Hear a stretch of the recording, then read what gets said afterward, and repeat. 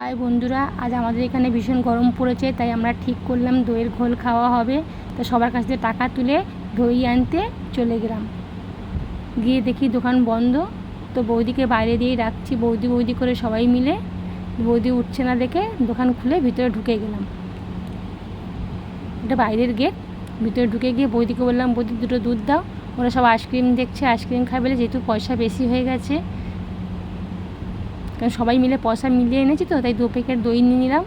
বললো চিনিটা দিতে পারবো না, দোকান বন্ধ। দইটা ঘরেই ছিল, তাই ঘর দিয়ে বার করে দিয়ে দিল। তো দইটা নিয়ে বেরিয়ে পড়লাম ঘরের দিকে।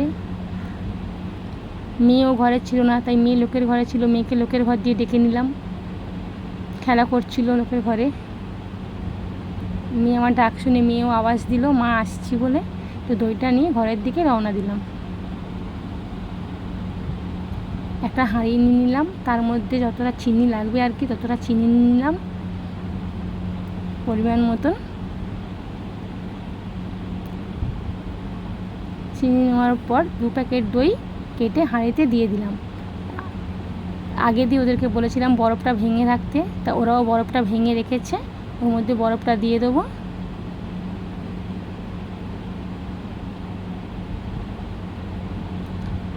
বরফটা দেওয়ার পর মেয়েরা বললো মা একটু বিট নুনও দাও, শুধু মিষ্টি ভাল লাগে না। তাই ওর মধ্যে একটু বিট নুনও দিয়ে দিলাম। দিয়ে ভালো করে নাড়িয়ে ছাড়িয়ে, সবাই ঘুমাচ্ছিল বলে দইটা তখন খাওয়া হলো না, ঘোলটা বানিয়ে ফ্রিজে রেখে দেওয়া হলো। সবাই 5:30টার দিকে ঘুম দিয়ে উঠলো।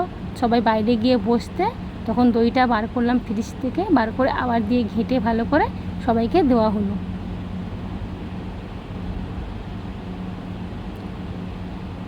একজনকে দইটা টেস্ট করানোর পর বললো নুন চিনি সব ঠিক আছে। বন্ধু, তোমাদের ভিডিওটা কীরকম লাগলো বলো। যদি তোমাদেরও খুব গরম লেগে থাকে তো ঘরের মধ্যে এরকম ঘোল বানিয়ে তোমরা খেতে পারো। ভিডিওটা এখানেই শেষ করছি। তো বাই। এই গরমে তোমরা সবাই ভালো থেকো।